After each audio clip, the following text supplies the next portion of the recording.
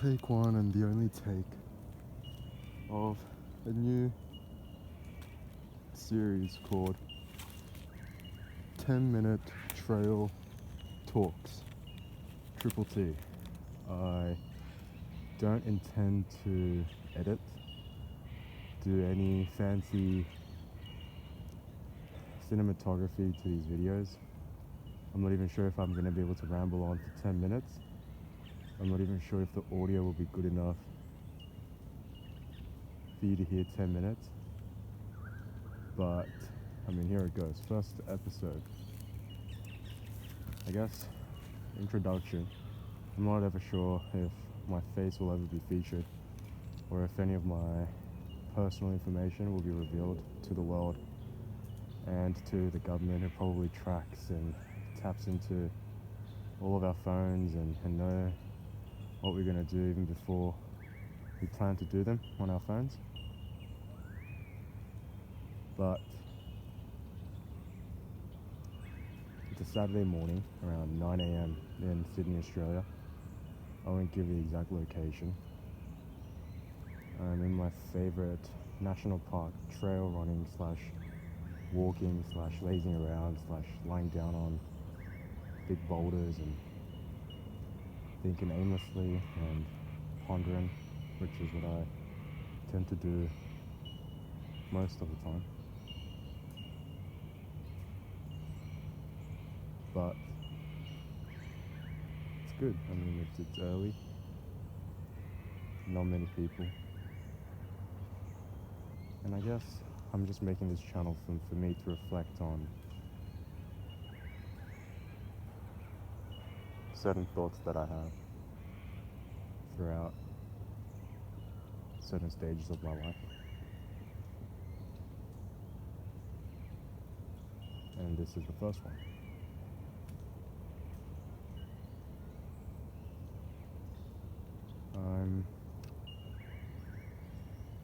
I'm currently in a decent situation, you know. I'm employed in a job that most would consider to be good. I've got great relationships with my parents and my sibling, but I don't have a romantic relationship going for me right now. Partly because I think I'm inept at monogamous commitment, and there doesn't seem to be many girls that tick this extensive growing list of traits and qualities that I want a girl to have, that I want to be romantic with.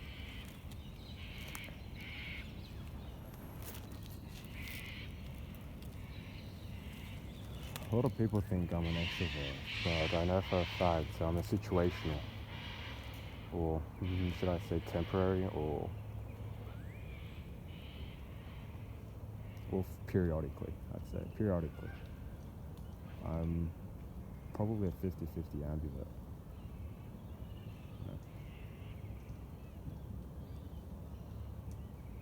And I don't know if you'll, ever come across this video.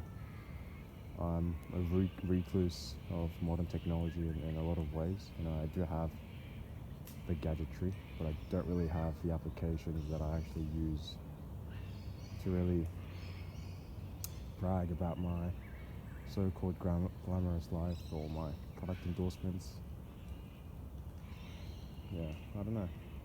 But in that regard, I'm a hypocrite, right? As in, I'm still a consumer in so many ways, and I still do get brainwashed by ads. It just doesn't seem to be through social media, which is weird, right? As in,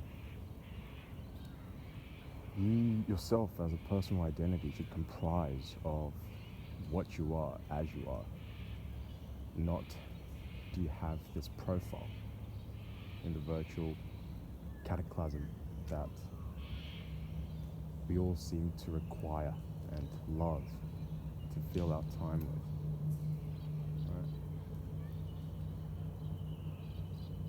Right? But I'm looking at all these trees. I mean, yeah, trees with the birds perched on the top, and I just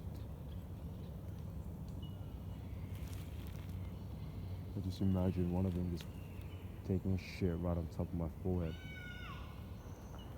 And I remember my dad said, I remember I used to walk to the station from my old house, and he used to.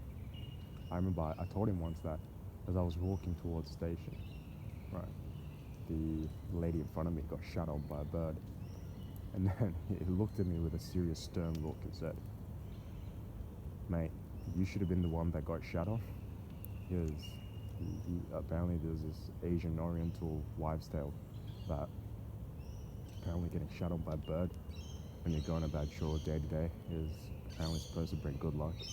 My dad is all about the symbolic dreams, the metaphorical appearances of, certain animals in dreams, which is weird though, right? Because maybe that's just the way that we're able to get by through the hard times. Someone comes to you with a life problem back in the ancient times, and they just, fuck man, my life is going shit.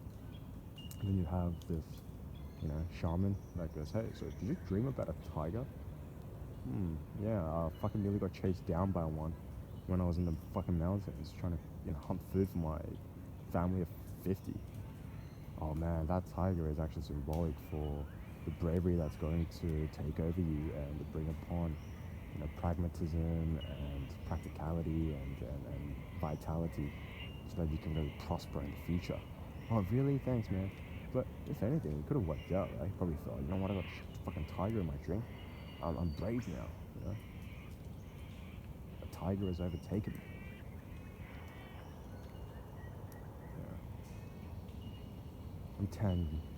I go off on tangents a lot. Is tangential? Tangential?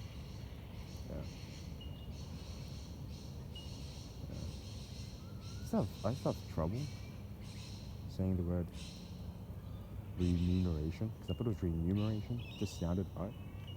And then I got thinking whilst running on these trails that all words are technically made up, I realized I can't really talk shit about people that use, internet abbreviations, Because if anything, the words that we use to comprise of our speech, our lexicon, it's all made up. One person decided to go, hey, enough of this mumble jumble. I'm going to actually develop this thing that we're going to all have to abide by. Okay, fuck man, yeah, let's do it. I got sick and tired of this mumble jumble.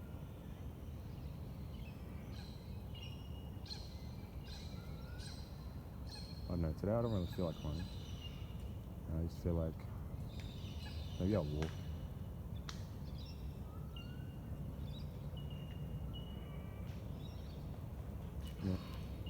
I'm not sure if you'll ever, if anyone will ever actually, see this video. But, I still think today that everything is the expected value of so many things as you live. Maybe not the expected value, but maybe the expectation of sensation. It becomes more adamant, isn't it? It becomes more, I guess extreme. It really converges to the same every time, I think, as you grow older. So what I mean by that is, even if you've got, various friends, right? And they're all really good people. They're all really good friends. I truly think, regardless of the topic at hand, when you meet, or the activity at hand,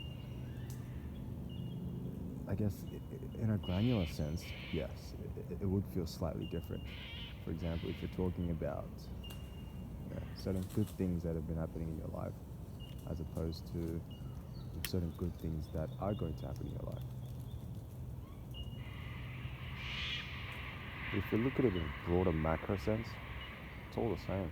Right? You feel good, that's it. And I think I'm more looking at it in a granular sense, maybe. Maybe I'm reflecting right now. Maybe I'm not appreciating the smaller, the granularity of the feeling. I'm just looking at the bigger picture.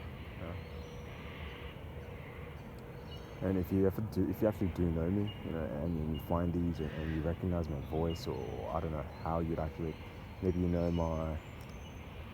speeches and you know my jargon, you know,